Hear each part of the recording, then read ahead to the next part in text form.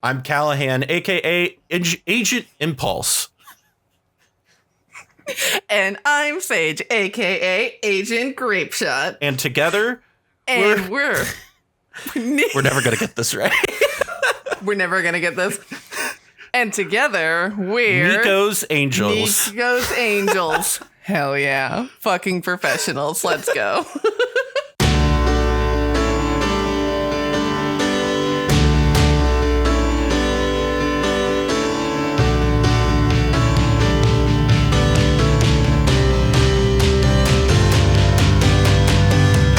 And welcome everybody to another episode of Niko's Angels. I am your host, Callahan, like I said at the top of the show. And again, joining us is our co-host, Sage. Sage, how are you doing today? I'm fantastic. I've actually just picked up my set booster box of Innistrad Midnight Hunt, which I'm staring at, and will continue to stare at until we're done recording so I can crack those packs. Before we introduce our guests and talk about, today's subject, I just need to say, everybody who has been cracking packs this weekend without me and opening those full art black basic lands, I hate it. They're so gorgeous. Little ASMR. Oh my gosh. Are you... For those of you at home, because this is an audio podcast, you can't see, Sage is over there just teasing me with a pack, which is so not cool. I hate to tell you that. Oh, my goodness. Oh, goodness. We have two fantastic guests joining us today. But before we get into all of that, I just want to remind you, if you want to support us on Patreon, you want to help out the Sculpty Boys, you want to help out all the stuff that we do here on the channel, whether that's gameplay, whether that's stuff like the MLC we did earlier this year, you can head on over to the Patreon and subscribe there. You also get access to our Discord channel. And that's where you can hang out with Sage, me, Pongo, Cobblepot, all those guys. We're always in there. We're always talking. We're always brewing. We're always hanging out. And Phoenix is always over there dropping spoilers because we live in perpetual hype. So our two guests for today are two really awesome people within the community. First, one of our friends here from the cEDH community is Alex, also known as Higher. Higher, how you doing today? Doing good. So happy to be here with you all today. I love hanging out with Higher, and I'm so excited that I get to do something with you finally. And you host the late night podcast with fellow Sculpty boy Scoots. Yeah, Scoots and Deke. Oh, they're just wonderful humans. Oh, I can't get seriously. enough of them. Where? How often do you do that? That's like, what is it? Once every how often? It's pretty infrequent. I would say maybe twice a month. I would say we release content. We actually just recorded our first gameplay footage. That's today. exciting. I'm really excited. That's about super that. exciting. Yes. Oh. Nice. So many spicy things happen. You guys are all great players. You all played in the MLC, and you all are just excellent people to boot, so that helps. Yes. Oh, gosh. Can't get enough of that. So we do the Late Nights podcast, and overall just play a lot of Magic and brew a lot of decks. It's pretty much what I do. That's how the cookie crumbles, as they say, right? That's probably the wrong euphemism, but I'm sticking with it. Also joining us today is Double Down. Noordin, also known as Werewolf Feels from Twitter, the writer for Shang-Chi, Blood in the Banquet Hall, also from the Missing Annie Lee podcast. How are you doing today, bud? I am doing great. I cannot wait to get into this. I'm so excited to be here with all of you. It's a pleasure having you on. Thank you. It's a pleasure being here. So we're having you guys on today because one of the things that we've been talking about, we talked about in our first episode, and we're going to be talking about more, is diversity in gaming. And our first episode, we really, if you go back and watch that, we talked a lot about it through the lens of Magic the Gathering, because that's how Sage and I know each other, right? But we also wanted to touch on other things that, us as two white people are not super qualified to talk about. And so today we're going to be talking about some major problematic tropes we see in gaming, in specifically in creatures throughout gaming industry.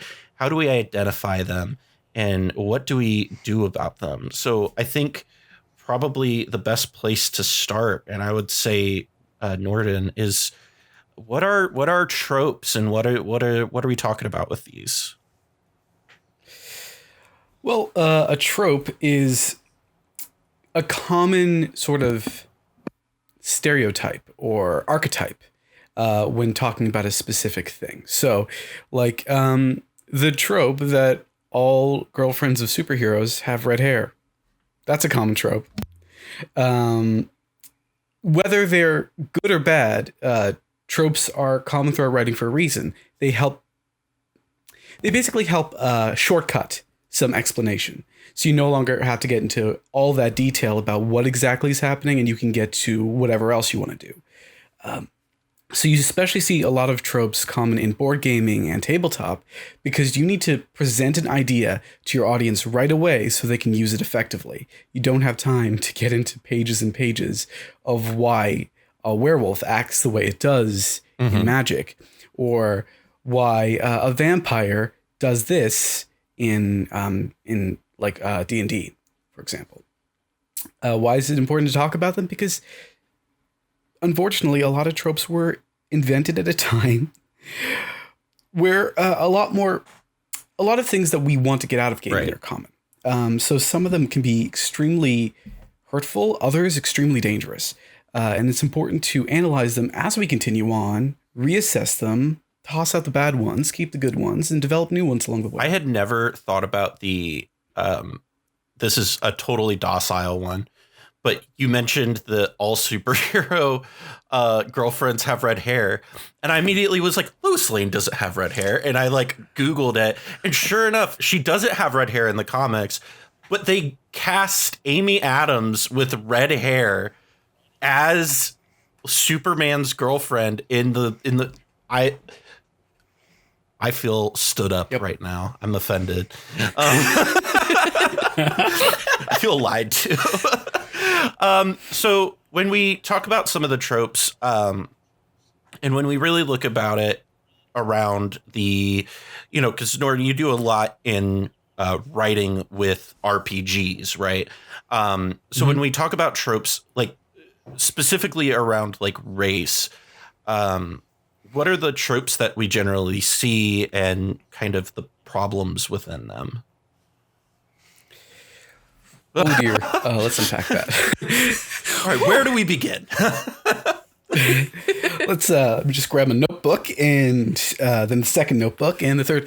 Well, genetic determinism is one of them. So the idea that your genetics determine who you are and thus what you will do. You see that in some monsters especially. So even like something where instead of biting, you turn to werewolf because of genetics. That's an example of genetic determinism. Monolithic cultures is another thing where all types of a thing act the same because they are the same. And when it comes to how these often are represented, usually an exotic culture is used as the short term, the shortcut to explaining how this culture interacts. So it's not just monolithic, it's monolithic and monocultural, and that culture is coming from a real world culture.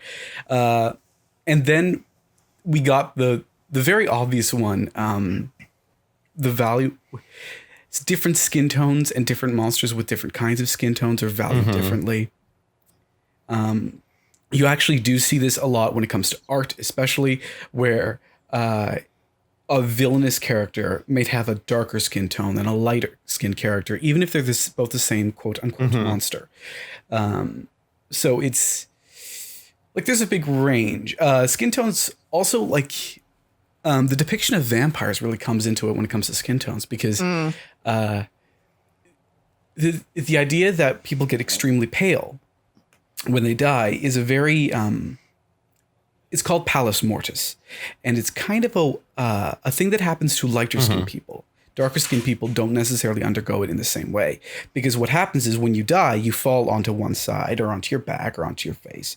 The place that you have not fallen onto pales, technically, because the blood is now pooled at where the blood, basically gravity. Pallus mortis is gravity. Blood pools into a place, you end up with various bruises on one side, and on the other side, you end up paler. The thing is, though, if your skin color is not too determined by blood, i.e. if your red is not your undertone, pink is not your undertone, then what you end up looking is a bit cooler, not necessarily whiter.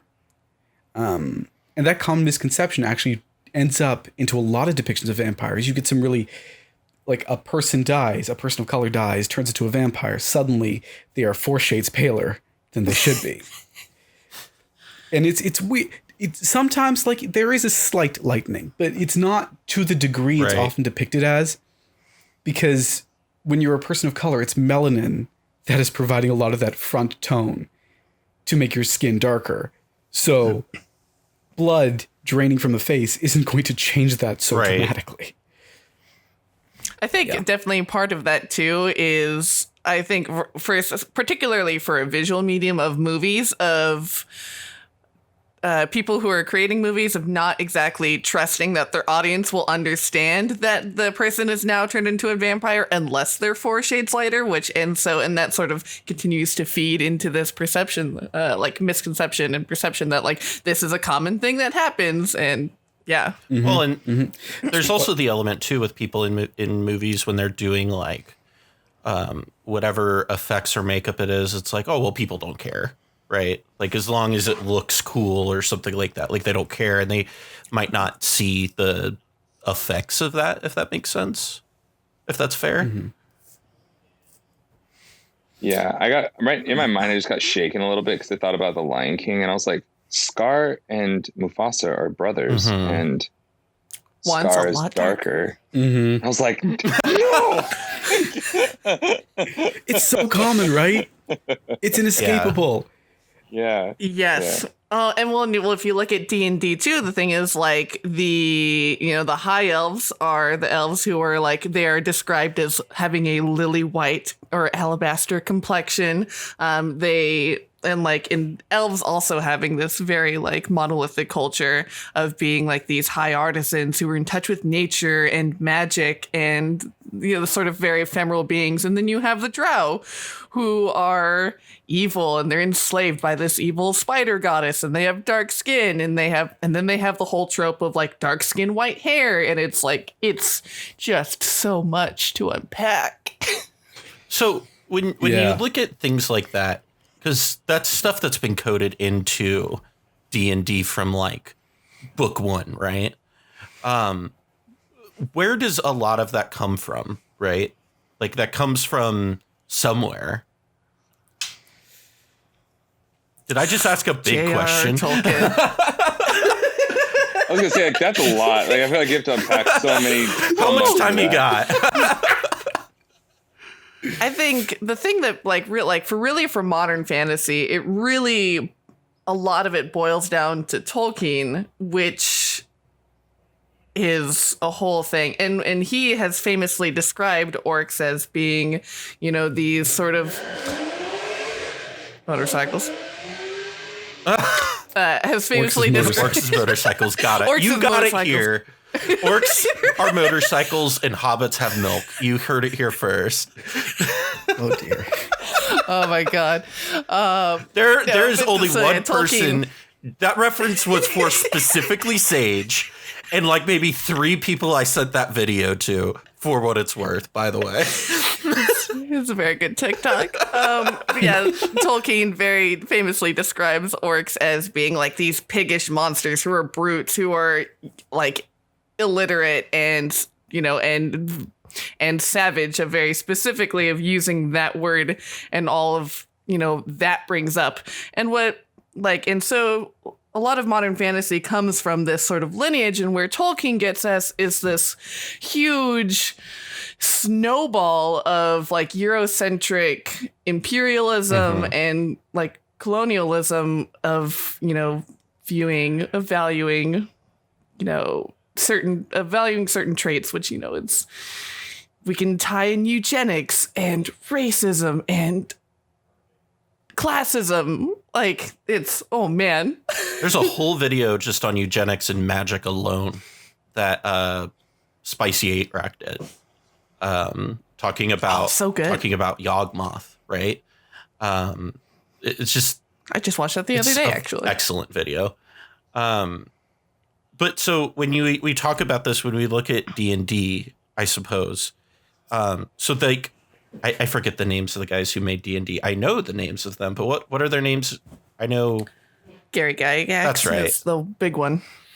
So the creators of D&D were very heavily influenced by Tolkien.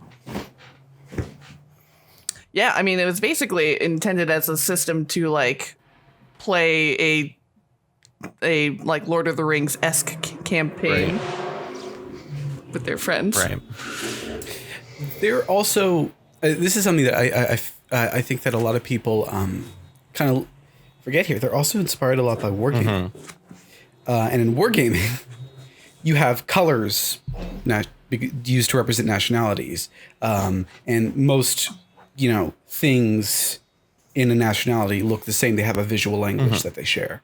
So they end up, because you're not really depicting cultures, you're depicting armies, they end up feeling a bit monolithic, because armies by nature, the way we imagine them, especially modern armies, tend to be monolithic. And by modern, I mean anything like Great War onwards. But even if you go back to the red coats and the blue coats, it's a similar thing. So, that shorthand is already being used, not in an offensive way, because people wear uniforms. That's a thing. But you take that idea of viewing things as monolithic and you translate it, and well, then you start getting into problems, right? Which is why, like a lot of the D&D campaigns, you see a lot of people attacking a monolithic culture. Like, these goblins are the bad guys, destroy them. Or even in two cultures that are depicted relatively similarly, like you're playing one or you're playing the other, and you are attacking the other. That's how this works. There's a sense of always being at war, which fuels the idea of treating things as monolithic, because war tends to fuel monolithic observance. So what are, I guess, examples of games that saw this and then maybe broke the mold on it?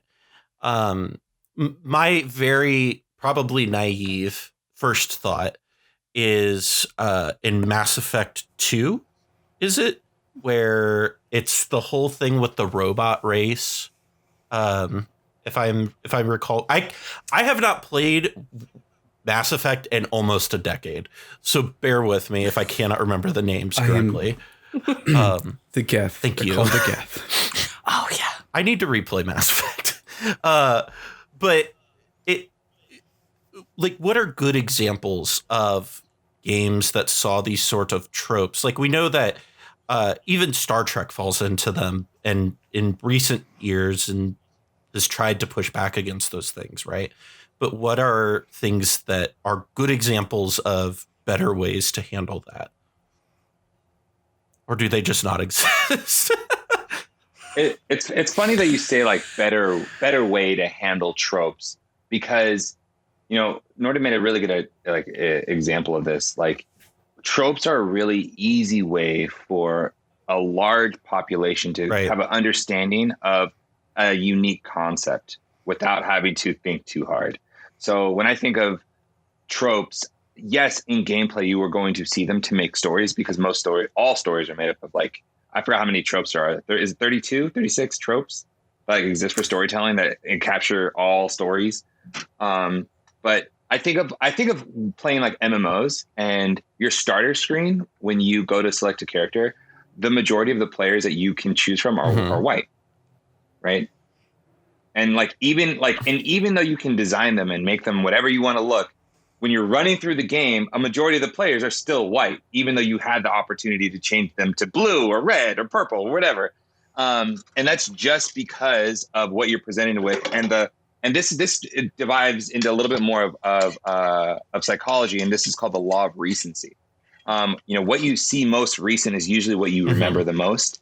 And so, you start with this like almost incepted idea that, oh, the white character was first. I should probably make my character be that way, even though you may not actually feel that way. You might want to have a red character with awesome sage white hair, like, you know what I mean? Like, that could be a thing, but it's just, that's what in my mind, when I think of. So when I see games that have starter classes where they're all different, I think that is a great way to break that kind of trope.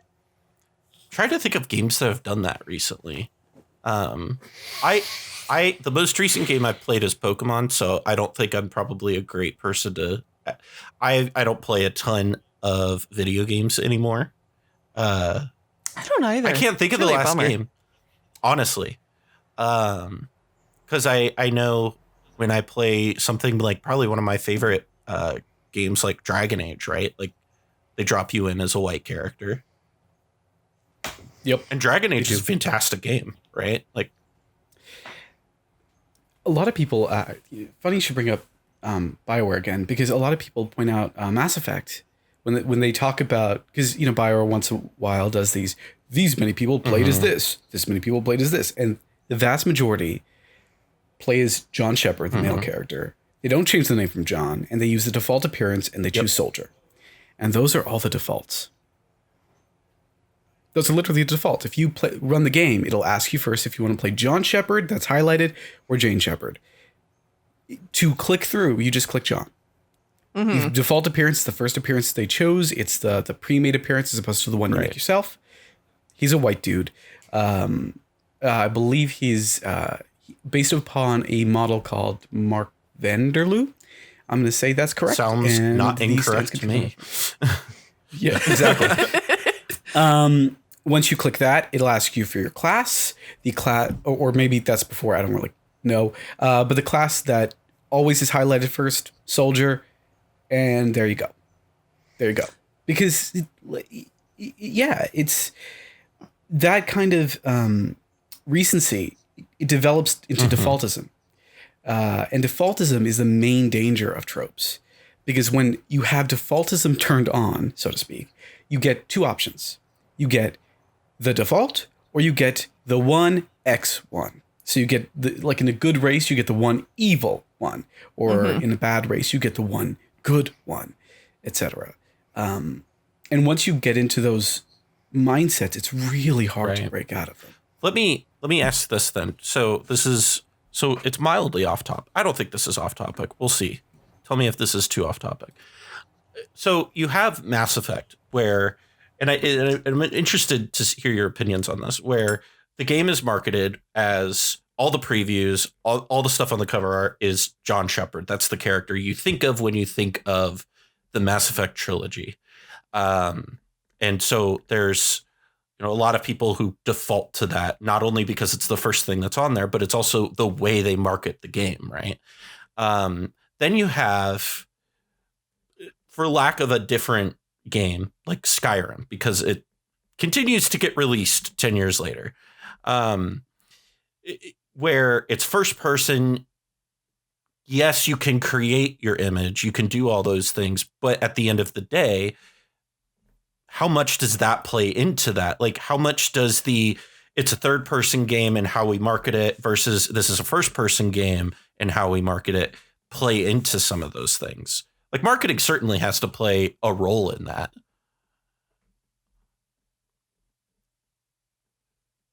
I mean, you're definitely right, Mark.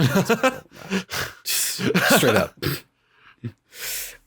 And it says something that a lot of people choose to market things as white, as male, as straight. I mean, like Mass Effect specifically markets itself as quite straight. If you look at the CG trailers, the human companion that always seems to survive in the ME2 and ME3 trailers is Ashley, because the default is male. If you go to the female trailer, I think that's when Caden shows up. It's like very default. I don't know if first person and third person play into it too much. I know as a person of color, I prefer third person, and I prefer to see my character. And I prefer to see them as a person of color as well. I was going to say something a bit but you know, I think really what it does, it's like, what's on the package? what's on the package. First or third, what's on the package. When you see Dragon Age Inquisition, I think then you actually did see a lot more people playing as different things, because the game trailer depicted a person very, like, you only see the game box depicts them from the back. You see them helmeted. You can't see their face, and they're gloved, so there's no skin showing. They're raising a hand towards the sky. You can't even tell if they're human or elf or even maybe dwarf. Not the Qunari. They can't even wear helmets, but there are exceptions, I suppose. Once you start opening up the room, suddenly people want to play the horde race a bit more. But like that alone does wonders. It allows people to play more with options. And that's always a good thing, because that's what develops interesting story, especially because as someone who's written things, I don't write options because I don't want you to use them. Really? No kidding. I like legitimately, if I'm writing something, please use it. Please. It's there. It's there. All I'm saying is it's there. Defaultism is the enemy of that, because defaultism says there is one way to play this, and that seems like an option. I shall not choose that option. I shall choose the default. Even when there's no default present, people will make one in their minds. So if you want to market something, you really have to market outside of that box. Otherwise, you end up with people playing one version of a thing, and then all these beautiful options you made, all of this wonderful dialogue you've created, all of these wonderful creatures and species that you made for people to play as, they won't choose them. And then you've wasted so much money. Man. So much money, so much creative time and effort. All right. I was actually about to think of a game that does break some tropes. Guild Wars 2.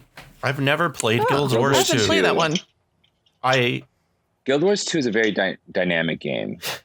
Fun fact about Guild Wars 2. I owned that game, but the PC I had at the time, when I tried to install it, laughed at me and said, "You fool. Yeah. You think we can run this?" Yeah. Like the some of the interesting things about Guild Wars 2. So thinking about like the character selection screen, like there's a lot of different races specifically in it, and each race is so unique and is full of a lot of culture, and that culture plays into how you play the game, and the game has a living story, and you can choose like what you do in the game, and like there's no predetermined classes in the game, there's no tank, healer, and like that, and damage dealer. Like anyone can be a damage dealer, anyone can be a healer, anyone. And I really like that about that game. It's not perfect. Like it's gonna have some tropes in it, right? There's no trope-less game I can think of.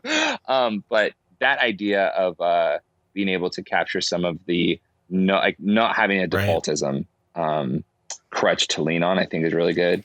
And how open the game is, I think is really, really good.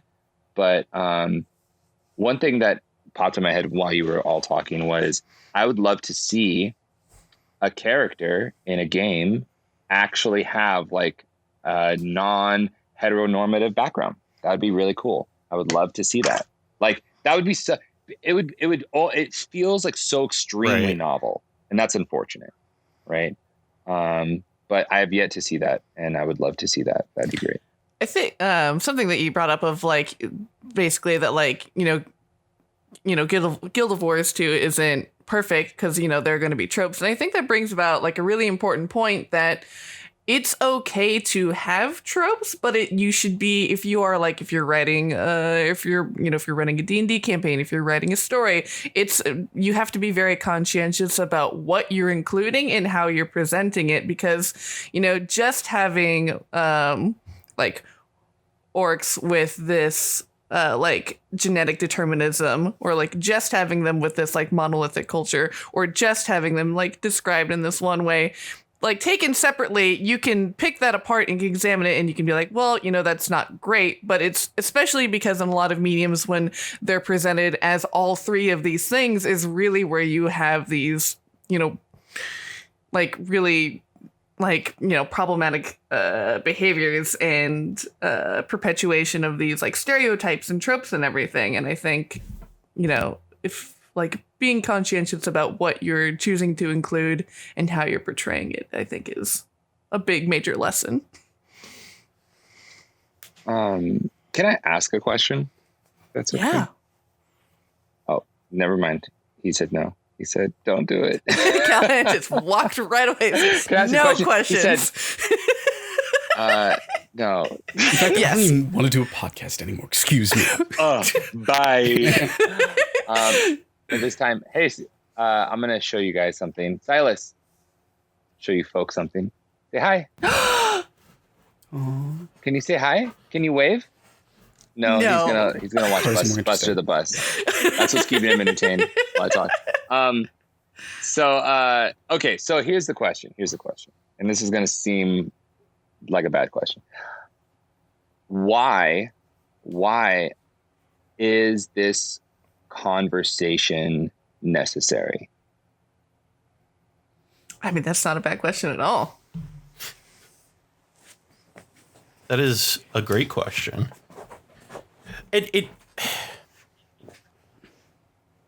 It's weird. I know the part about it that is,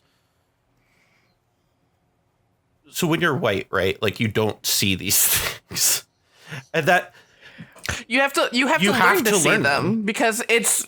And you have to learn to see them. And here's the other aspect of it too, right? So I grew up in like suburban Ohio.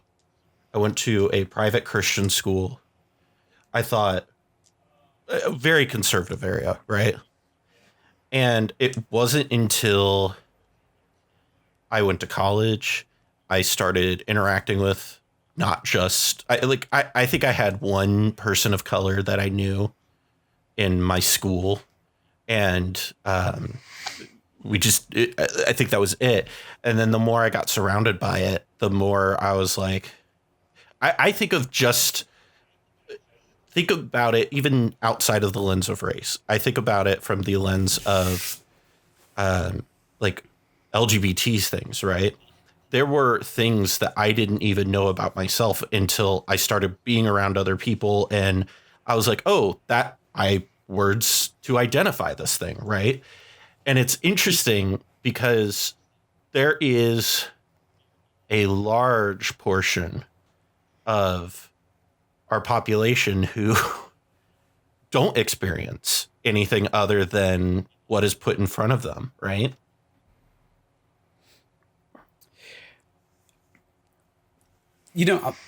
Okay. I'm colorblind. So I don't see red and green the same way other people do, and certain shades completely lost to me. So the way I perceive the world, well, I see a different world than someone who isn't colorblind. Right. I just do.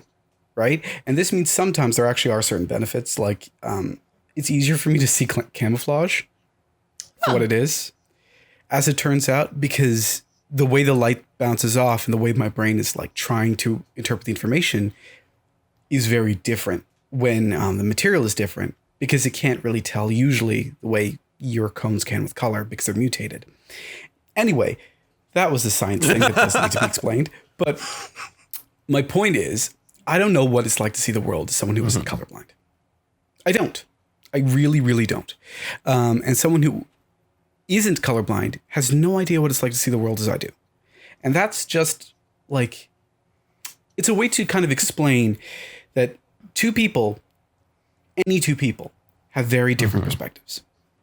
So if you're making a room for me and you intend for me to walk in, and I see the world and everything is in red and green against maybe a brown backdrop, I'm probably going to cry because it seems like for some reason you've decided to hate me that day. Roughly, that's what we're talking about. The more times we unpack this, as a group together, as a community, and I just mean like in general, humanity as a community, the more we'll start to uncover the many ways we accidentally paint things red, green, and brown, expecting people can tell them different when some people just can't. And the more times we'll start to understand that different perspectives cause people to experience different things, and that means more people are welcomed in general. The other aspect is that yes, tropes are necessary for some stories. But a lot of people use the exact same tropes. And unless you unpack that, we're not going to change that. And we're going to get the same stories over and over and over again. Mm-hmm. There's a reason why everyone picks John Shepherd and has him marry Liara. And that's a great story. There's so much more to that game. I was Jane Shepherd, thank you. Nice. She still married Liara, but... Yeah, of course.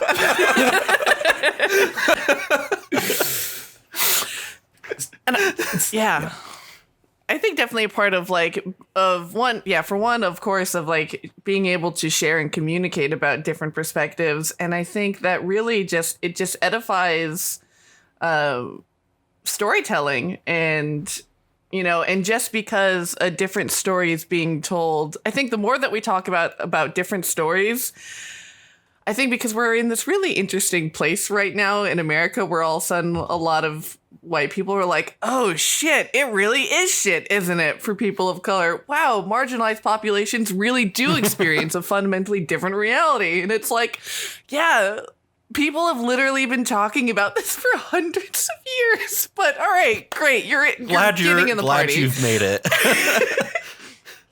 And I'm not exempt from that, obviously, and so I think, the more that we talk about and share different stories and different perspectives and different realities, and set aside these like very common tropes, is the more that we realize that those stories don't hurt us, they don't affect us, and in fact, we can learn from those stories, and we can find ways to relate to them and to share in that experience.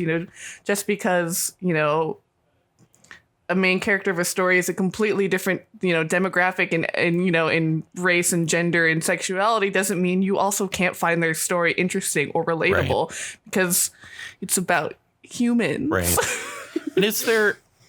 And I'm interested to hear y'all's opinion on this, because something we talked about on our last episode was specifically queer people dealing with, what was it, Sage? It was something along the lines of like queer people always dealing with some traumatic story.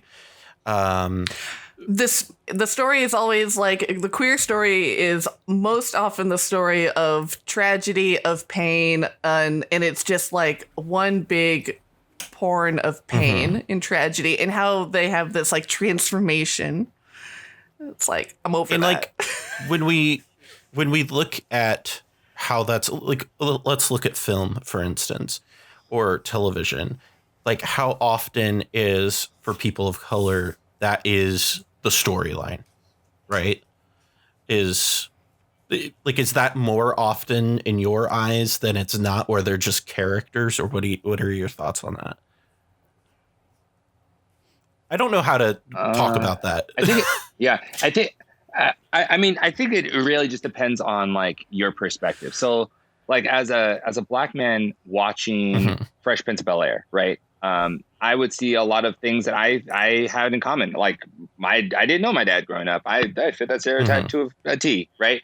But like to me, like the pain that I feel or felt not knowing my father growing up wasn't that bad. Like it was just something I knew. Like, speaking of being colorblind, if you only know a certain world looks a certain way, like for me, I never knew a dad. Like I was like, oh, I didn't know what that meant. What does that mean? Like, and so the pain that I felt was muted, or like it's something that I just became accustomed to, but to others was so extreme. Like when other people watch the Fresh Prince of Bel-Air episode, and some people might not have watched this, but they should, because it's a good show.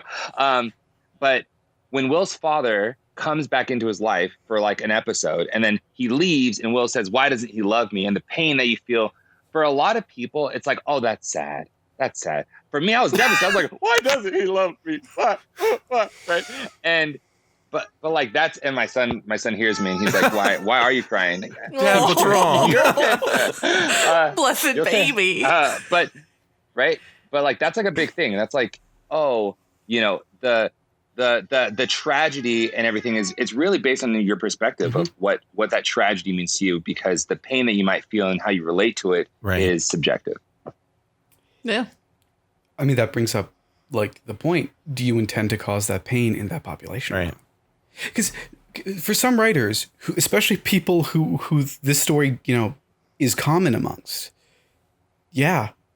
If I'm writing trauma into a story, when I wrote for Junksha, Blood and Banquet Hall.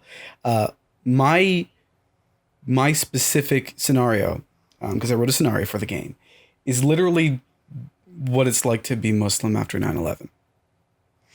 That's a lot of trauma. Yeah. That's just literally just trauma. Don't get me wrong. There's more to that. There's also stuff in there about family and what it means to stick together rather than tear each other apart. And how people try to weaponize ourselves against each other. But really, there's a lot of trauma in that story. I intend, for the most part, to allow people to play through that trauma, which is why it's there. And I wrote it so I could process that trauma, which is also why it's there. From both perspectives, yeah, completely intentional, which is why it's, okay that I'm using that trope, or okay that I'm talking about that story, because I intend to have that moment of devastation. I intend to talk about how awful it is. I know that some people are going to be playing with no perspective on that, but the story is designed to remind you about this oppressive nature of the media talking about a world war against Muslims, for example. Like, it was intentionally written that way. And even though you're only going to get a fraction of it, you're still going to experience it. No one's going to walk out of that thing, oh, that's kind of sad. It's sad that would have happened to those people, right? So intention really matters here. If I am not being intentional and I'm writing a story about trauma, I'm going to traumatize people unintentionally. No one ever, I don't know about you. I don't really want to do that. I think no one wants to do that. It's very interesting you bring up ethereal intent in that, and how important that plays into the context of it, right? Yep. Ethereal intent doesn't matter to a certain extent, because you can do whatever you want with writing. But it does matter in terms of how that writing is presented. Right. So, well, it comes through in your writing, right? Yeah, exactly.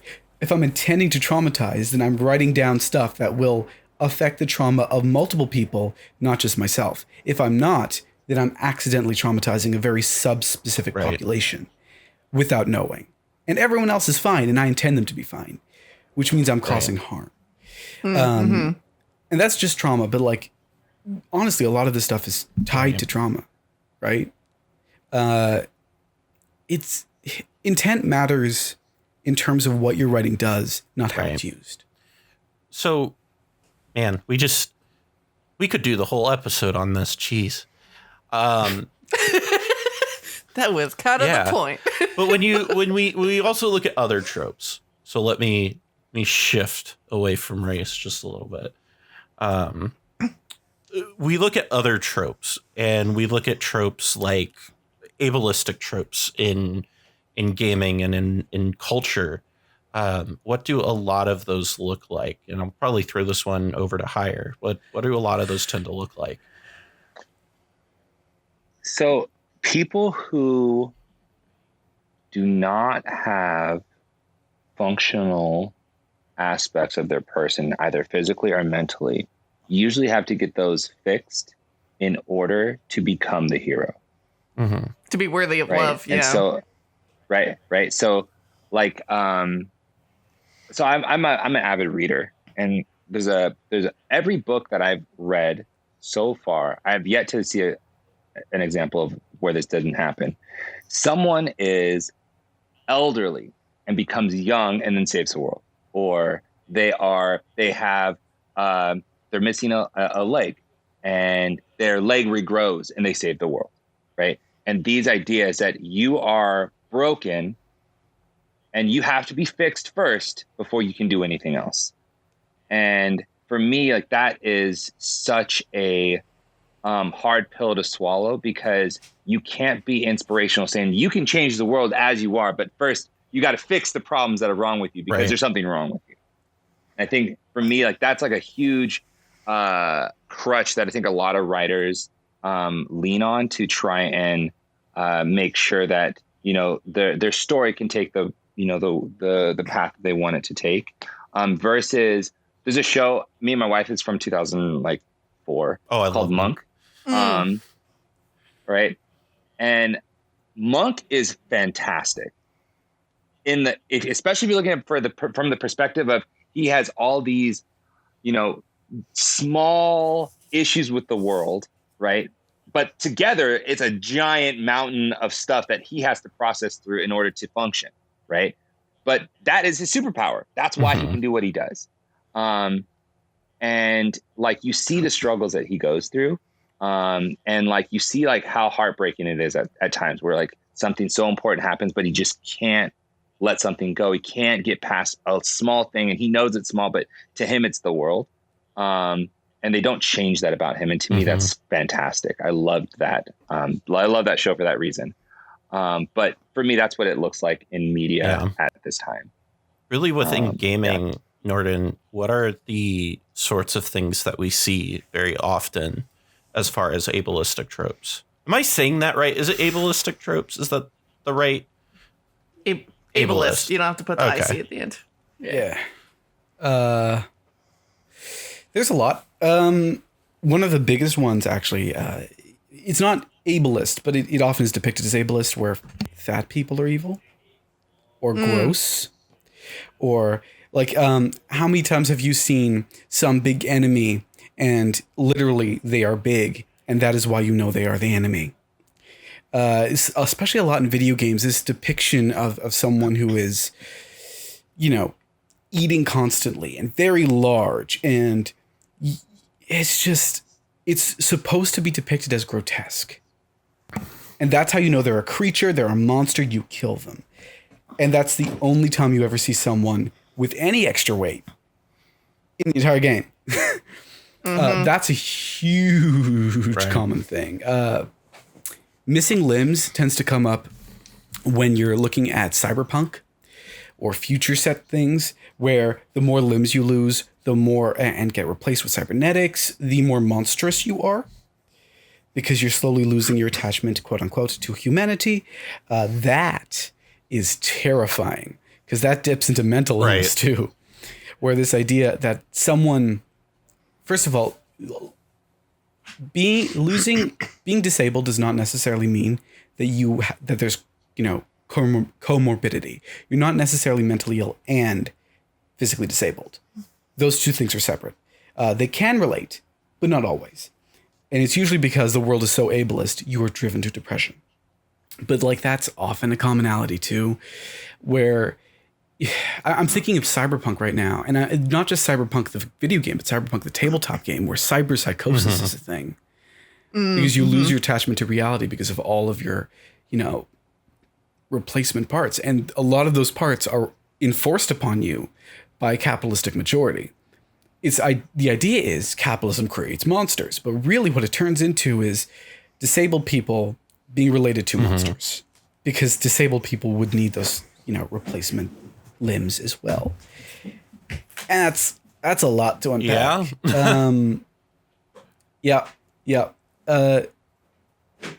It's basically, whenever you look into it, humanity is determined by someone.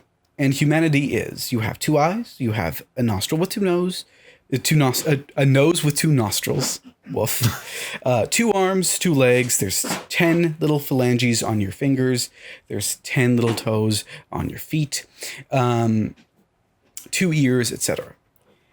So if you want to create a monster, what do you do when you define humanity so specifically? You make the monster, and you take all the... Well, immediately the first thing that jumps to my mind, there's 2, is what's his name? The guy from Treasure Planet with the boot with the peg leg. Who am I thinking of? Not Treasure Planet, but I guess Treasure Planet also works. But in Treasure Island, where the villain has I feel so dumb for forgetting this name, because it's a very huge, like, literary character. Were you talking about Captain Hook? Blackbeard? No. In Treasure Island, the guy who is Jim's mentor, who had the peg leg, and ends up being the villain of the... Yeah. Oh, ends up being the villain? I feel really dumb for not remembering this. Anyway, that character, and then like Voldemort, right, from Harry Potter, where how do we make this character look really sinister, right? You take away the nose. That wasn't necessarily in the original text, if I remember correctly. It's been a while since I don't think it is, but like specifically in the movies, they use that imagery to evoke something. Yeah. But like, I do think that his like in the books, that his end state doesn't have the quite dehumanistic features, but his beginning states, a lot of them do, right? He like lived on the back of the head of the teacher, and you know what I mean? Like he was there. I think there's a lot of that for sure. They definitely humanize him, and then he becomes humanistic. And the more it's crazy because the more human he becomes, the stronger he becomes, which is really interesting. It's Voldemort's there we go. Guys, I remember the name of the character now. It's Long John Silver. I'm really dumb. Oh, yeah. I feel he has a very successful chain restaurant now. I feel so dumb right now. It's okay. I mean, look, memory is a faulty thing. It's never perfect. Anyhow. It's one of those really interesting things where, again, it's like a shortcut for this person is not right. Right? It visually implants that in your brain. Of course, there's like a mountain of issues there, namely that there's tons of people who have a missing limb or two or several who are very much people and not remotely close to a monster, right? And when all of your media uses disabled people as shorthand for villains, you're going to start reviewing disabled people as shifty or not right. As opposed to, hey, just a person who uses a wheelchair, or just a person who uses a cane, or just a person who, uses a dog to get around, or even like less visible ones, right? Mental illness is scary because we've taught so many times that it's terrifying. Right. You never know what they're going to do, when really mentally ill people are more in danger of getting violently attacked than less. And so it's interesting. I'm going to posit the same question I posited on the same one, or on the last portion of this, is how are ways, like what are good examples of characters or games or films or whatever that push back on these sorts of tropes within media?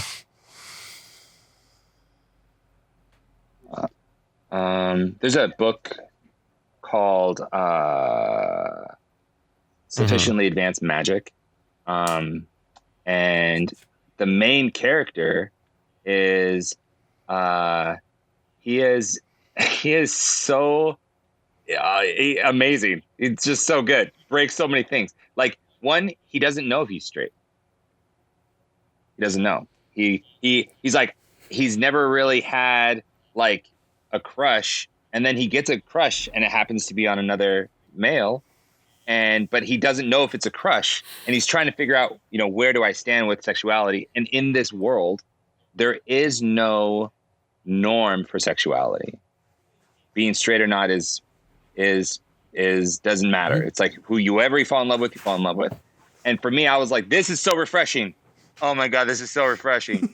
And just like and it sticks to it, like to pretty much a T, where there is no bias against this. And there is no expectation, which I thought was really, really cool. I'm thinking about, I think The Witcher has a great supplement about disability. So you can play disabled characters with, padded braces, like not bracers, braces for legs or arms. And there's all sorts of sub stuff. The creator of the combat wheelchair for D&D, which is an unofficial supplement, Mustang Art on Twitter, is a fantastic writer and a fantastic designer of a lot of disability aids that don't necessarily villainize the people using them in several games. But the Witcher one was also made by them, or in concert with them, but it's official, which is really cool, because that's what I want to see more of, right? I want to see support for like depiction of disabled people so they can be the heroes. Right. More than I want to see the denormalization of disabled villains. Don't get me wrong, I want to see that too, but I think the first and foremost aspect of any form of attacking back is attacking back. Offense, not defense. So instead of, if your choice is between adding and removing, I choose adding, personally. because that way you're already getting more depictions that go against. The difficulty is when that leans into this one is not like the other one. So you've got to add a lot to balance it out. Mm-hmm. It's better when you do both. When it comes to games in general, I'm seeing it slowly change towards just make it narrative. Just make it narrative and let the player figure out how they want to depict it. I like both options. I like the mechanics option, but I like not. Right now, I'm playing a game of Mage the Ascension. It's a hack for 5th edition because there's no 5th edition version of Mage on the Roll4 network. Roll4 channel, I should say, not network. If you go there, you can see me playing a character named Riyad Hassan who uses a cane. The GM has never told me how to use that cane. The only thing that's mechanics about it is if I choose to use it as a weapon, it does this much damage. Mm-hmm. That's something we decided together because we wanted to know if it was reinforced or not. I decided Riyad is a mage who's a bit of a protector of the area, to put it shortly. So he would have a reinforced cane that's designed to hurt as much as it's designed to help him. That is it. Everything else, how that cane plays into it, how it doesn't, is determined by me. There's no negative effects. There's no positive effects, other than the fact that I carry, I guess, a weapon, but so does everyone else in the game. Mm-hmm. I like that because I get to decide how much I need to rely upon it and how much I want to talk about it at any given moment. Whereas mechanics-wise, you're forced to interact with it, no matter what. That said, mechanics-wise, it's great because it encourages people to think outside the box. Disabled people have been representing themselves in games for literal generations, but non-disabled people don't think about it because that's not their perspective. Putting it at mechanics, like you're doing in Witcher, like you're seeing homemade sort of homebrew for D&D, doing that has the brilliant effect of making people think outside the box and making people consider playing those characters. I think in a card or board game, though, it's different. All you need to do is depict them. That's it. Mm-hmm. And that's something I wish I saw more of in strategy games and card games and board games. Yeah. The last sort of trope here on the list is the gender and sexuality one, right? When I think about this, the first thing that comes to mind is, I don't know if you're familiar with him or not, but the comedian James Adomian's stand-up bit where he's talking about gay villains, and it's specifically the Sheriff of Nottingham and how he's this very over-the-top gay character, right? In media, and that's kind of like what you think of when you think of like the gay villain, right? Sage, I know we talked about this a little bit on our last episode, but when we talk about it, what are those tropes and where do we see them in, generally? Oh man, I think it's just the queer coding of characters in general, and then particularly in villains, which I mean, which is kind of funny. The first thing I think of is in Powerpuff Girls. Is it him who's like this devilish character who is very obviously like meant to be like very, very flamboyant and very queer, and I just like, and like the sort of the recursion of that in stories is just, especially in childhood like cartoons, is just so incredibly prevalent. And when we talk about it, maybe in the context of, let's say, like Magic the Gathering, right? What are some of those examples? I know Higher, as our resident Magic expert, right? What are some of the examples possibly in Magic the Gathering of, this is a Magic the Gathering channel. I have to tie it back somehow, right? What are maybe some of the examples in Magic? Sure. Oh man, there's not very many.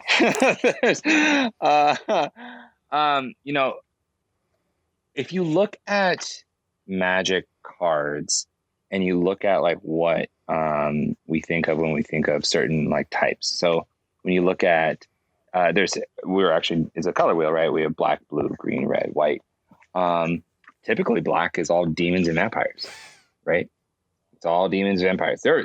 And like there are vampires. I'm not saying there's not, right? But there's a lot more. There's horrors. There's all the dark, scary stuff, right? And white. Oh man, white has all the happy, light, fairy stuff, which is great. And community in angels, yeah. And angels, right? And righteousness.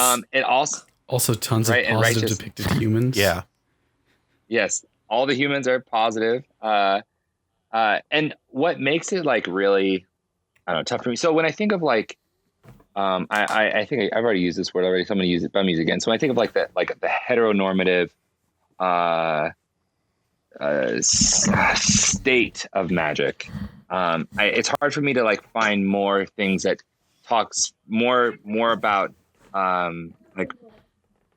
around anything LGBTQ. Honestly, like I don't see very much of that in Magic, and especially when you have cards like Crusade that exists in white, like and stuff like that. It's there wasn't the intention to have this kind of conversation about Magic design and Magic card names and what they mean for not only in the game but outside of the game. But I do see like there was a lot of stance on like what prejudice literally like invoke prejudice, right? And the banning of those cards and where Wizard stands in that regard. But there's still a lot to unpack. There's so many cards that can be like taken this way. A lot of really dark stuff. And if you look at the card art specifically for a lot of cards, there's a card called Earthbind, and right, the art for Earthbind's crazy, like in every sense of that word. Like, and for me, it's really tough because even looking at the art for just so many cards and like, oh wow, like this game is definitely meant for 13 plus, right. Like at least, and what that means for us, and then trying to unpack some of the more sensitive material. And if you're really trying to do that, I feel like you're just gonna have a hard time, honestly. I don't believe Magic has the capacity to really undo a lot of the positions it's put out.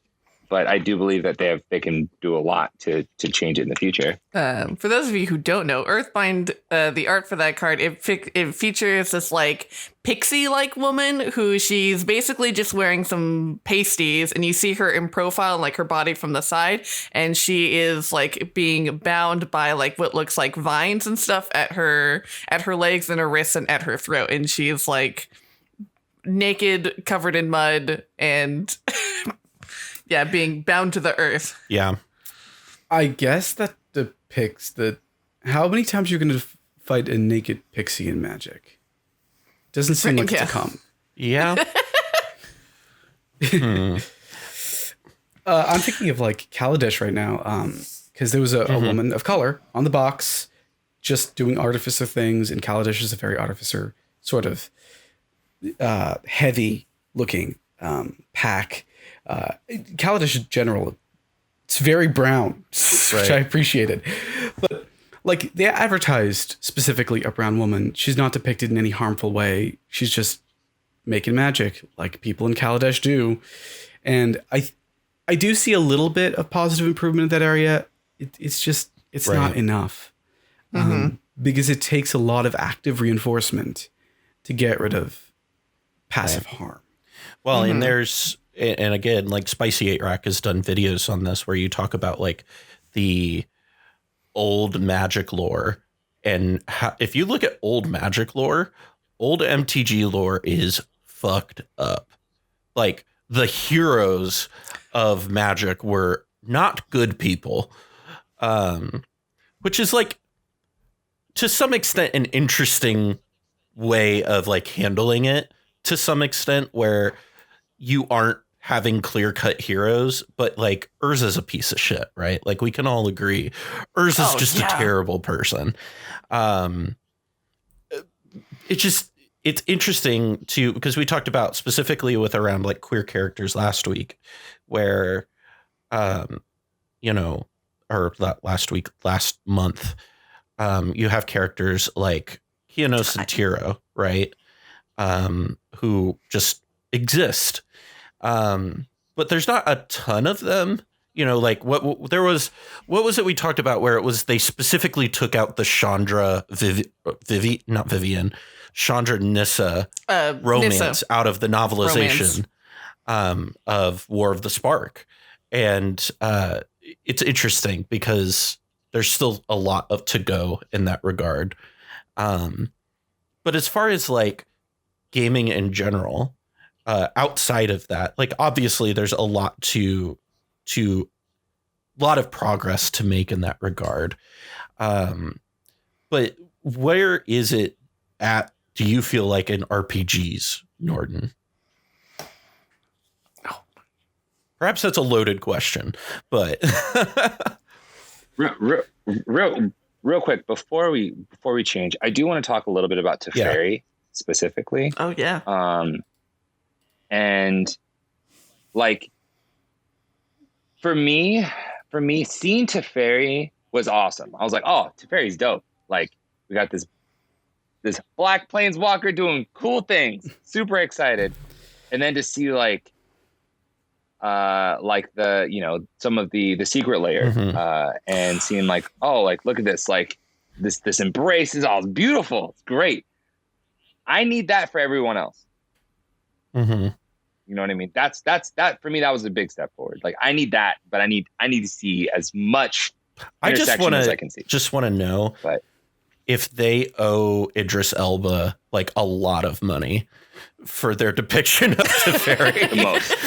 Because I'm pretty sure they just were like, money. Yeah, Idris Elba's who we're going to base this character off of. It is absurd. Well, and it's interesting too. It's like getting into Teferi out of the Weatherlight crew is the most principled. Jorah is okay. Jorah's fine. Jorah's a little self-interested. But I think she's red. You know, it's in your character. What?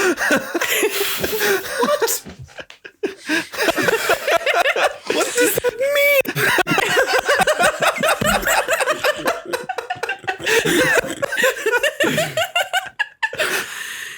But I mean, but the fact that what does that mean? But the fact that Teferi, like, is this really principled, like, very kind of like classically, I think I would describe Teferi as like very classically like neutral, good character. And he has like a lot of interesting story, but it's also the fact that any other like characters of color, like, they just get put into this like neutral good category because we're like Wizards is also afraid to show characters of color with dimension, or being like having them being flawed, which is a whole other thing of like trying to lean way too far to the other side where now all the characters of color are depicted as these like generically good people. And you're like, well, that's nice that they're getting good depictions, but that's also like putting into like making another default box. I will say to put people Kaya into. was originally, and still to some extent is introduced as like an anti-hero. She's not a great person. You know what I mean? Like she's certainly. I like Kaya. Kaya's really cool. Certainly very self-interested. And yes, doesn't really want to be, especially if you read the comics. She's not very thrilled that she's the Orzhov Guildmaster either. She does not want to have that position. But anyway, that's its own discussion. Can I ask for repetition? As far as where like queer representation and specifically like the tropes used around them, where that stands in gaming, and if it's in moving in a positive direction or where it's kind of at. Okay. So there's it's really difficult in tabletop because what's determined by the book is really the antagonists, right? The protagonists, for the most part, you're supposed to make your own. Some games have pre-gens, but also with pre-gens, you really don't want to make like two pre-gen PCs in love with each other right off before the players even get to see them, because that's a lot to force someone to depict. And writing sexuality on a pre-gen feels weird. So you have some like villain queer bias there, because it's always going to be somewhat of a bias, because a lot of the antagonists are being depicted in the book, not necessarily the protagonists. Can you have side characters who are positive and friendly also being depicted as queer? Yes, and we're seeing a bit more of that. But really, where a lot of the if I were to say queer phobia, a lot of the queer phobia comes in tabletop writing, is that the villains get depicted as overly flamboyant breakers of the typical. So rather than being depicted as queer, they carry queer tropes, even though they themselves maybe are perfectly straight, or maybe don't experience, or worse, are ace. But they oh God, how do I, I'm just going to put it this way. One of the main symbols of queer resilience and queer fighting back is the art of drag. Right? Mm-hmm. A lot of villains, bad people, not good people, fighting for more rights or fighting not to get stoned.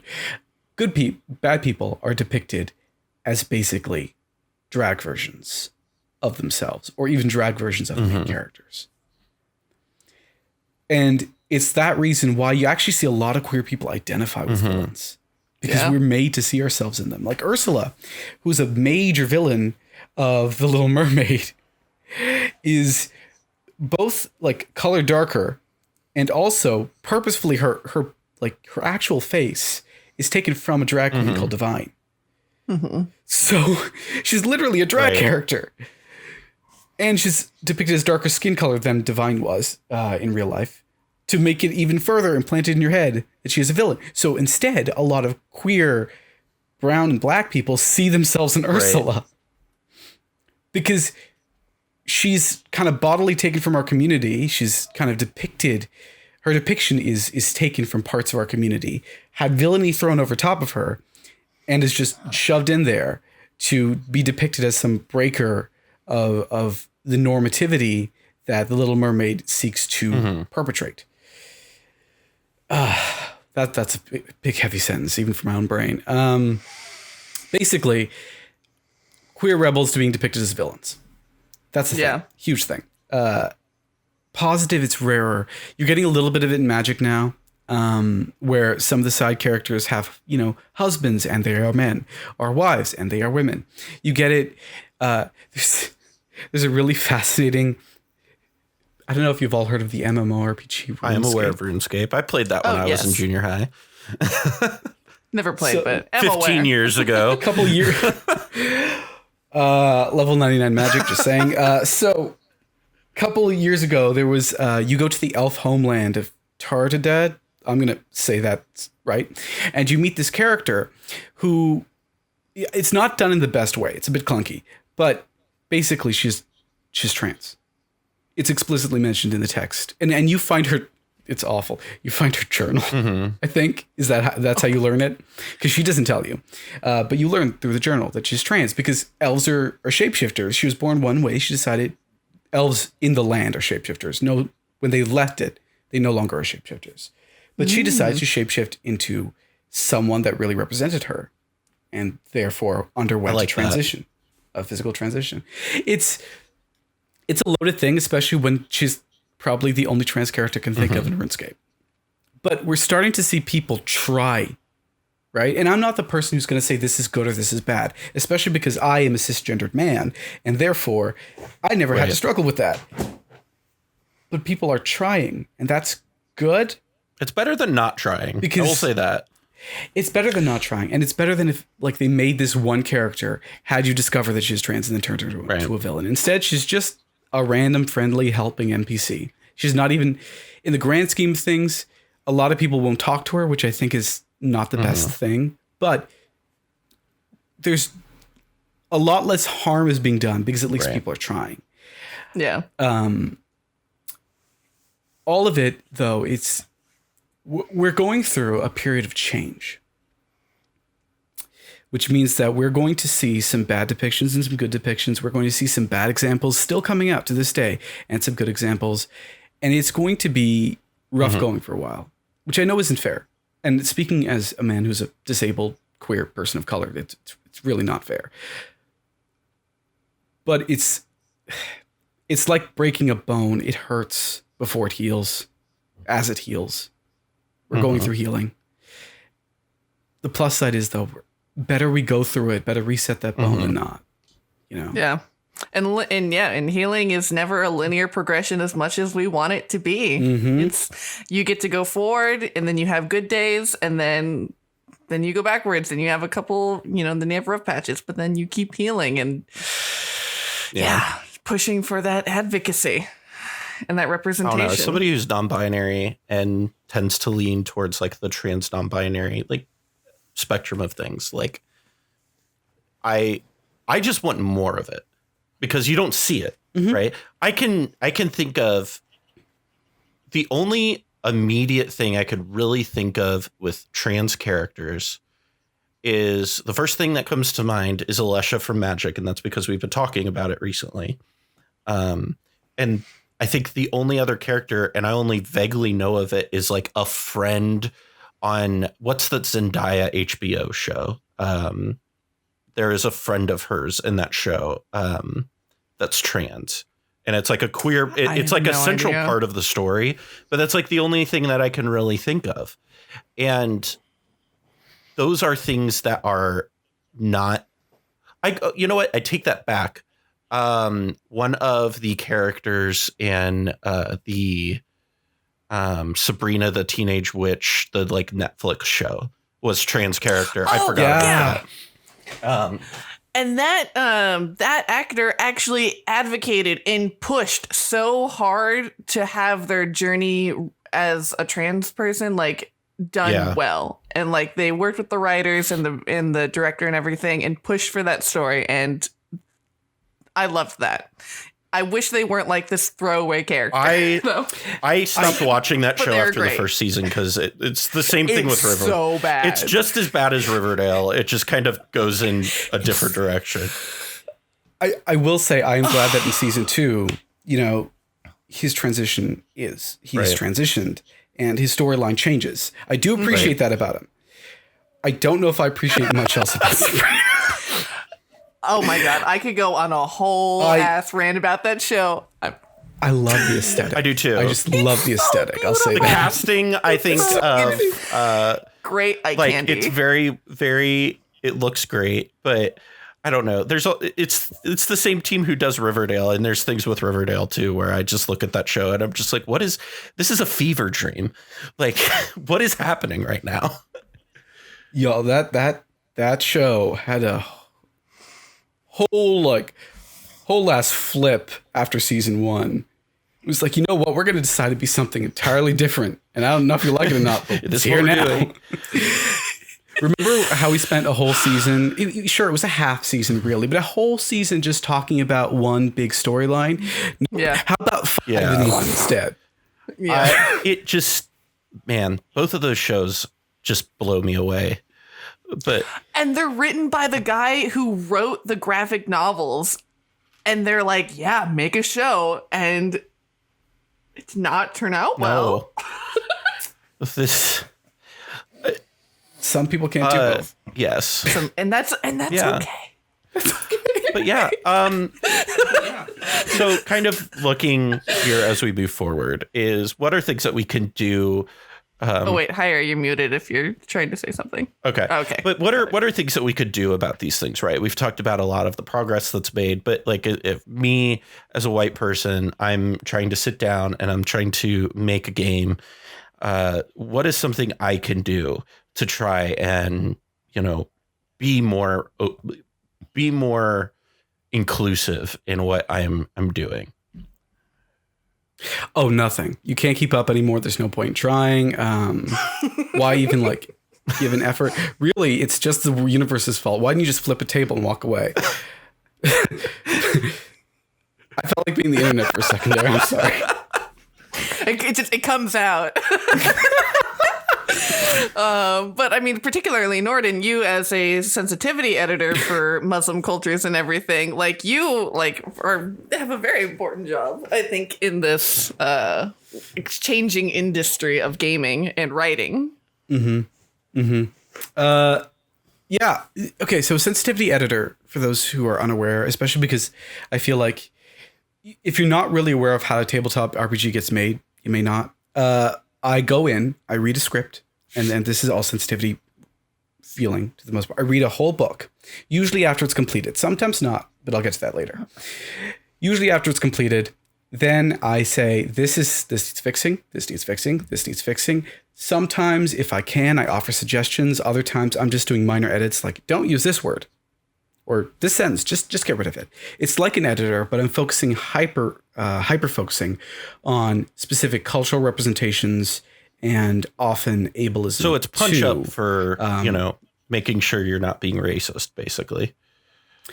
Somewhat, yeah. The thing is, though, you don't have to use any of it. Oh, cool. Every contract I've ever had says you don't have to use any of it. To be fair, I think the biggest contract I ever did was for Cobalt Press's Southlands, where I think I read 2-3 chapters and did some art consulting as well. And according to the person editing, every single edit went through. That person, by the way, Victoria Rogers, hosts the Broadswords. Very, very cool person. But that is like a rarity. Unfortunately, the truth is some people want to see us as kind of like a check mark, like we're the Twitter verified check mark. They want to just fill out a form, get us to look everything over, click the box that says yes, walk away. And it's an imperfect system that the system exists allowing them to think that, right? The other options, though, get someone from the ground up. Get a person who's like a project lead with you, who knows the issues and cultures of which you want to speak of, or has a very diverse mindset from you. Someone, not your opposite necessarily, because I don't think people have opposites, but someone who is very different from you, who has a very different lived experience. Because that way you're already fighting from 2 different perspectives instead of 1. Hire writers of those cultures or of those backgrounds, hire disabled writers and queer writers and women writers and editors. Involve us in every step of the process. You're more likely to get a project that doesn't need to be fixed at the end. I mean, that's the big thing about sensitivity editing. I'm here to clean up a mess. Wouldn't we rather there not be a mess? And like, don't get me wrong. Yeah, there's going to be a mess. There always is. Someone's going to have to come clean it up. But even though it's less work for me, having someone pay me for 1 hour because that's all they really need rather than 7, it's pretty damn good. Especially because there's like, I have to do a lot of work at 7 hours. And 1 hour, if it turns out this would, by the way, that's a decision I get to make, not you. Hire me for like a max amount of hours. And if I say less, because I often will, we do less. But if it turns out that I only need to work an hour on your project and I tell you that, that's a good thing. And I want to see more of that happen where I feel like, yeah, maybe there's some issues here and there. I can help clean that up. But I'm not making massive edits and I'm not telling you rearrange this paragraph because God, you put the racism first.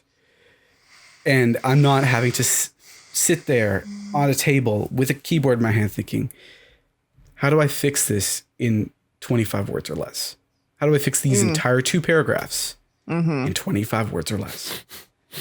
So yes, get a sensitivity editor. Get a sensitivity editor. You're always going to need one. But if you're starting out on a project, there are things you can do to make it even better from the get-go. So someone like me is not giving you a pained smile while they recite your flaws. Because I know you don't want that. Yeah, definitely. And obviously, having the conversation helps, right? Yeah. Okay. Yeah, I think that goes like without saying, but I think the biggest walkaway as someone who serves on a DEI committee for a very large organization. The one thing that I talk a lot about, because I think that the normal HR response is, oh, we need to take cultural competency trainings. That's like a big thing. Like, we need to do cultural content and everyone will be fine. Everyone will understand. We'll be good. and the son said, understand. But I think the biggest thing is cultural humility. And it's a huge thing that I talked a lot about, especially with everything that happened over the past 2 years. Yes, you can understand as much as you can try to understand with other cultures, but you not being a part of that culture is the biggest barrier to you. So you have to be accepting of the conversation and letting the people of the culture you're trying to learn about tell you what they need or how they want to be presented, rather than you assuming because you took I took a course on Black people once and now I know everything about Black people. Like, that's not quite how that translates. The one course on Black people that every person oh my gosh. That one course, right? That was ethnic studies in community college. Oh no, someone used that. I heard there's a Skillshare course for it. Like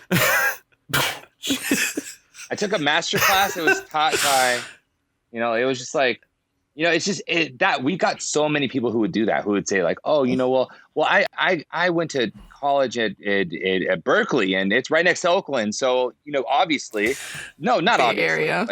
Like, yeah, right. Like, relax. Like, it's so important. So if you utilize that perspective in terms of writing, in terms of what can I do? What can we do? Having these conversations, being okay with being uncomfortable, because a lot of the time you will be, and that's okay because as humans, we evolve really well in being in uncomfortable spaces. So, let's learn as much as we can and then support the writers who are taking those steps to break traditional norms in writing and what tropes we currently see, because that's ultimately what's going to be the biggest things. Bless you, bud.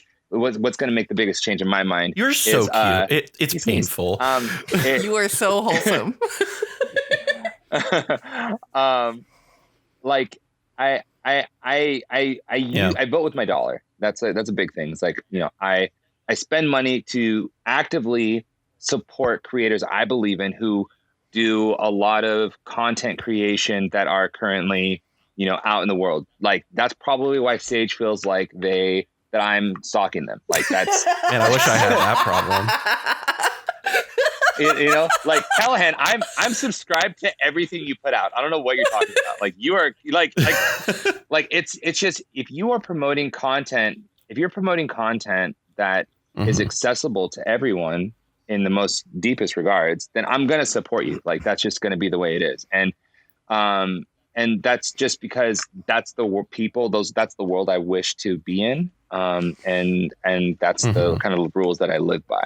And I think that is more impactful than anything else. And I think with that, like, especially with content and content creators and then this world that we live in, where so many independent creators can produce the content that they want to see, that they don't feel like is being shown on the mainstream. I think for people who, if you don't have the financial means to contribute to Patreons or Ko-fis or whatever, just talking about that content and showing it and, sharing it with your friends and posting about it, like, that really does do a lot. Because it gets other people involved and it helps create communities around people who want to make inclusive and content. Something, please share this video, because our tier list video got so many more views than our Niko's Angel episode, and it killed me. Can we talk about that for a second, though? Because, yes, half the time it's people are like, what can I do? And I'm like, do you like it? They say, yeah. Just tell people you like about it, because if you like it and they like you, chances are they'll like it too. Right? It's so weird because perhaps this is the ADHD in me. But anytime I'm like interested in something, I'm like, oh my God, have you heard this thing? Have you seen this video? Have you watched this? And I'm just like, Sage can tell you this as a good friend of mine. Like, anytime I see something even mildly interesting or funny, I'm immediately like, oh my God, you have to watch this. But yeah, seriously, that's a really good point. Like, share the content and get it out there and suggest it to people. Especially when it comes to these indie people who have lesser reach. Look, you can try and rent out a billboard on the side of the highway as much as you like, but you're going to get beaten out by underwear ads. Y'all know this. So you've got to find other methods. And those other methods are usually the people who already like your work, talking about it. If you like a podcast, leave a review. If you like a stream, tell your friends about it when they're asking for streams based in, I don't know, D&D or whatever. et cetera, et cetera. The more you do that, the more people will view us. And honestly, that's where money comes from. More eyes equals more money, and more money means we can do more things. That said, there is another aspect of this, and it's also demanding more, because the smaller people, some of my friends are going to get very angry when I say this, but I think a lot of them will also understand smaller people alone can't change the world. Right. Because we don't determine culture. We affect culture and we shift it, but that's different from turning it, right? Because that's how big discussions happen. When I was mentioning that trans character in RuneScape, all over Reddit, all over the RuneScape forums, people were complaining about it, which started some very uncomfortable conversations, but conversations that probably needed to be had.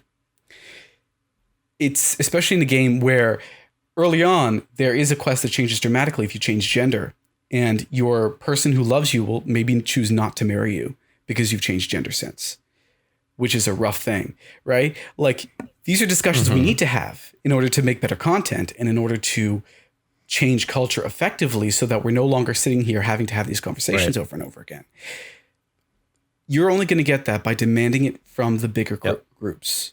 It isn't, if you don't like this, why are you even talking about it? It's, if you don't like this because of these reasons, why aren't you saying something? Because chances are they might want to fix it. The more you do that, the more it also emboldens smaller creators who see a need, a demand, and are like, yes, I have this thing for you. And that will allow them to turn that thing into a thing you can play. Like, I can't speak for other creators, but I will say that the reason why the combat wheelchair exists is because there was a need for a combat wheelchair. That's just a fact. Right? Someone saw a need, someone filled it. If there is a need, if you're loud enough, people will find that need and they will fill it. That's all you really, like, that's the best thing and you it can ask comes to, I mean, like, here's a great example, like, to let's put this about like worker rights, right, for a second. Like, why do unionization protests work so well? It's because you literally just, you won't shut up about it, and you push it in their face and you say you have to deal with this, or you don't get to do your thing anymore.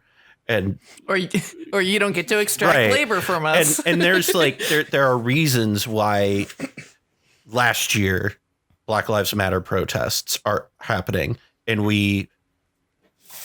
I don't know that there was as much change as I would have liked to see, but certainly some things happened because as a result of that. And there is a reason why not shutting up and being loud and it's what I'm saying coming through. Being disruptive. Does that make any sense whatsoever? Yeah. Yes. I mean, I like when you refer to like certain things, like it's like referring to Black Lives Matter. Like the biggest thing we want is legislation, right? That's like the biggest thing. Nothing was really done in terms of legislation, but in terms of, oh, hey, this is actually happening, being a normal conversation. Like, oh yeah, Black people, they do get shot by police. That does happen. Like, it was no longer a myth. This was no longer a radical idea thought of in 90s rap songs. Like, you know what I mean? Like, it was like, oh, this is real. This is actually happening. I think that was very transformative. What that means for the future, I'm not sure of. But I think, like talking, right, having that effect of let's have this conversation in terms of creating substantial change. And, you know, Noordin was talking about how, you know, as small creators, it's hard for us individually to do a thing alone and make huge systematic changes. But as a group, as a collective, you know, we can do a lot. There's power in numbers. And creating that conversation to be, we want more, we demand more content that looks like this, because that's where we're going to put our money. And that's ultimately what you want. Big corporation. So create more content like this, create more, you know, consumable media that we can enjoy that looks like this. I think I said this in our last episode where, dear big corporations, heads up, diversity in your content is real profitable. Just a heads up. If you haven't figured that out yet, if we want to, this is how I've said this too, is it's like, listen, if we're trying to market diversity to big corporations, it's just like, okay, well, it pays for, when people see themselves in the media that they consume, in the media that they interact with, they want to engage with that. Like tomorrow, if you like, don't ask me if I own copies of Niko Aris, physical copies of it, because I do, right? It's those are the type of things that I feel like it's very easy to, man, I feel like I'm going nowhere with this. When you're yelling about it, and it makes a lot of sense that the money will follow. So there's one thing that really does need to be added to this conversation, and it's not a trope, but it is and we saw this all over Twitter. After a certain amount of time that can be determined by how popular a thing is, suddenly people in the majority stop talking about it. And in the case of Black Lives Matter, and it didn't stop Asian hate, if I remember correctly, you saw people, white people, but also some people not part of those groups as well, say stuff like, oh God, it's on and on. I'm so tired. And here's the thing. I understand and relate because this is my life.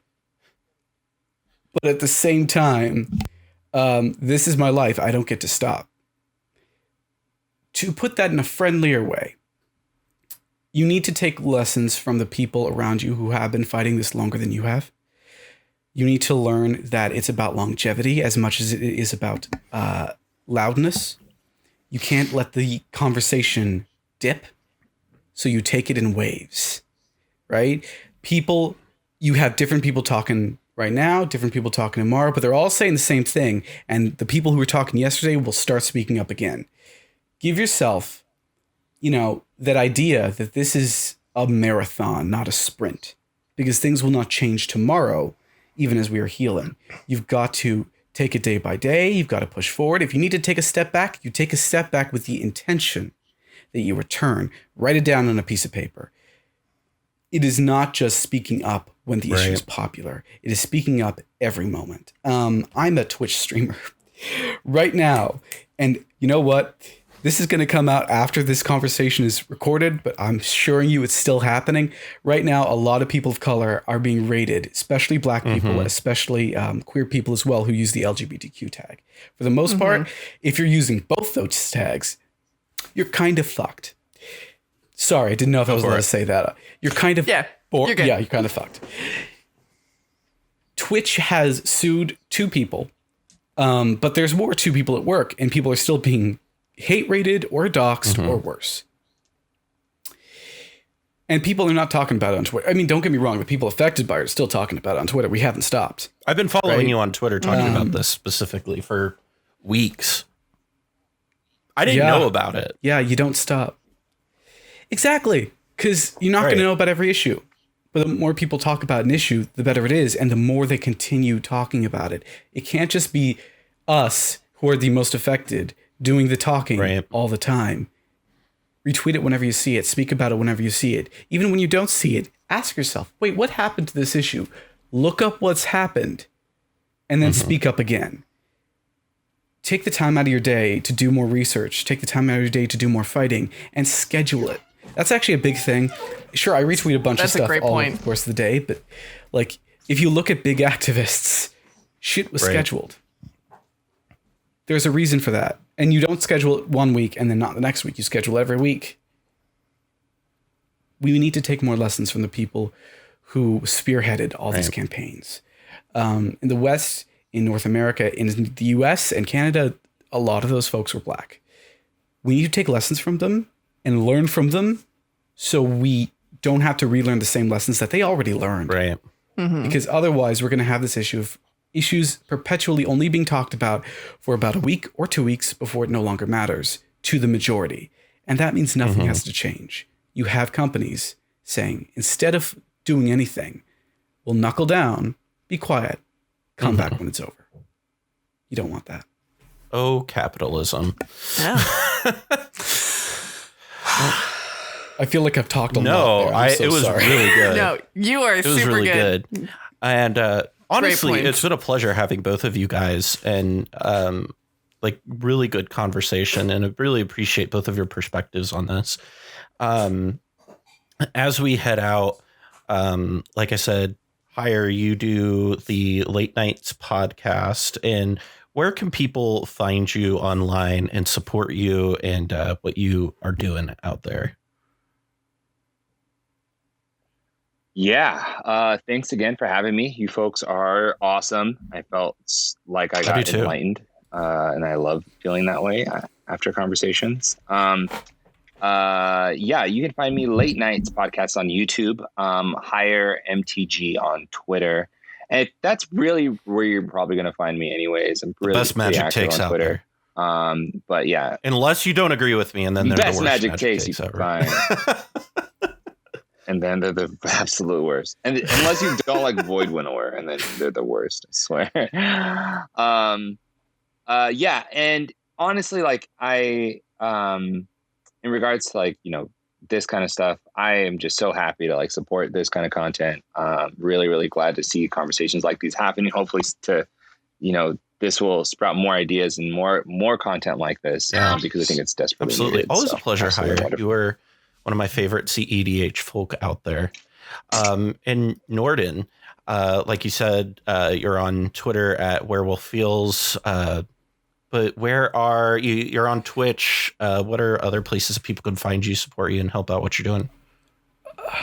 Well, okay, three social medias that I'm technically on. I've got Twitter and Twitch, Werewolf Feels. I've got Instagram, but really, if you're doing that, you're doing it to follow pictures of my dog. Just being frank, and they're going to be very important sporadic. content. It's very important content. Once a month, get a picture of Henry, and that's it. I love that your dog's name is Henry. That's beautiful. I did not choose the name. He was almost King Henry until I was like, no, that reminds me of the 8, and I don't want that. Yeah. But I also write, if you follow me on Twitter, you'll see these updates. But if you actually go on my Twitter and you click the link in the website, noordinalie.card.co, card with 2 R's, you'll see a link to most of the projects that I've worked on. I have to update the list consistently, and I try to. But there's a long list of stuff you can see me in, whether it's stuff like this, where we're just talking about issues, whether it's me playing a tabletop game as best as I can and having a lot of fun doing it, or it's me writing or sensitivity reading for something. That's where you can find the laundry list if you really want it. And if not, do me some homework. If you don't want to follow me, follow some other person talking about these issues today. Anyone. Just find them. Do the homework. You'll probably follow more than one. That's probably good. And listen to what they have to say. Part of life is learning every day. I'm going to encourage people to follow you on Twitter. I follow you on Twitter. It's a good follow. But yeah, that about wraps things up for us here today on Niko's Angels. I appreciate you guys having this conversation with us. It's a hard conversation to have. Especially as somebody who's very white. But it's very important. And I think these conversations are, we've talked about this a ton, but I think that the more we have these conversations, the more that if you have a platform, and the whole reason for doing these, right, is to encourage other people who have platforms bigger than us or of similar sizes of us, use your platform. You have it for a reason, and use it for what you can. And that's always been something I've wanted to do here. So I'm glad we get to do that. And thank you guys for joining us for that. But if you want to follow the Sculpty Boys on Twitter, you could follow us on Twitter at Sculpty Boys BOIS, or you can find a direct link in our link tree in the description below. Sage, where can they follow you and all the stuff you're doing with, which, by the way, we should probably talk about the project we're working on, the joint venture between the Venture Maidens and the Mind Sculptor, shouldn't we? Yes, I talked about it a little bit in our set review, but if you want to go ahead and really kind of explain what we're doing, go for it. Yeah, so I am a professional storyteller and TTRPG writer, and so I am very excited to be doing a Theros-based campaign with Charles and Callahan here of the Mind Sculptors, also with Claby MTG, CNC Power and yes, of CNC Power Hour, and Lenny Woolley, who is a writer on Star City Lenny also writes on Games. EDA Trek. Yeah. EDA Trek, there we go. He writes articles about about Magic and Commander and stuff like that. And so we are going to have our first game on October 4th. Yes, on October 4th at 6:30 p.m. PT on the Venture Maidens Twitch channel, and then the VODs will be uploaded to the Mind Sculptors. And so they're excited to be playing with some real cool cats of the MTG community to come together and play some heckin' D&D. Do you want to reveal what the name is for this? Oh, yeah. So our campaign name is Path and Prophecy, and our first arc is titled The Slithering Stars, and I'm so excited to read the opening scene to you all. I am very excited for this. I'm excited to roleplay my character. My character is hilarious. With that, like I said, where can they find you on Twitter? What's your Twitter handle for us? Oh, yes. So I am at Staffasage, and I post every week with my schedule of what appearances I'm making and stuff that I'm working on. So, yeah, follow me there, and you can see all the stuff. Yeah.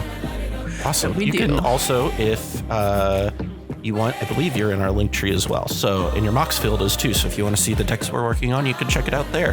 While we're at it, I also want to give an extra shout out to all of our patrons who help keep the lights on around here. If you too would like to be a patron and help support the channel and what we're doing around here, you can head on over to patreon.com/the Mind Sculptors or check out the link in the description.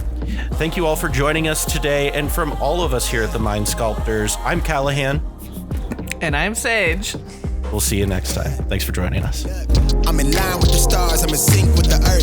10 toes deep, flower child from the turf. I never switch sides, like even when I die, I'm a ride for the squad. Let her ties in the hearse. I've been on the vibe, kinda hard to describe. I'm in between, I'm good and it's fine, but I'm tired of the grind. Then I come alive in the night to realize I'm in the middle of the time of my life. I never so packed for the stack, never lied on the rap. Got a bag from the way that I write it. Queen looking Tyson, do that ass survive, doing 80 to the house. Then I hit her to the sky, change haters on a tirade. Talking to their grip in the face, be still, let that hate stuff fade. We all want the same, we all want a meal in the safe. I wanna live like I'm trying to reach enlightenment. Trail spill from my lips, feel big from the bib. Take a sip till I pass out. Try and get grit, but it don't make sense. Cause you can lose life on this fast route. Yeah, turn thoughts to a cash cow. I might flip that to the glass house. I don't need the accolades, I'm in love with the chase. I just wanna eat, save a spot at the table. Beast with the slap, hit myself on the map. You long with the wind, but we knowing that it's capped. 5-hour flights, couple nights at the flat. To be real, couldn't see me making moves while I'm at. I'm still on the grind, limit time when I chat. I'm burning down sage, keep the demons away. When I rather give a piece of myself to the page. I don't do it for the praise, love, that's just how I'm made. Truth in the glass in the mirror. Yeah. Do it at me, old man, tryna pass in the fear. You're the first one to talk, but the last one to hear. Eyes blurry, but I couldn't see the ass any clear.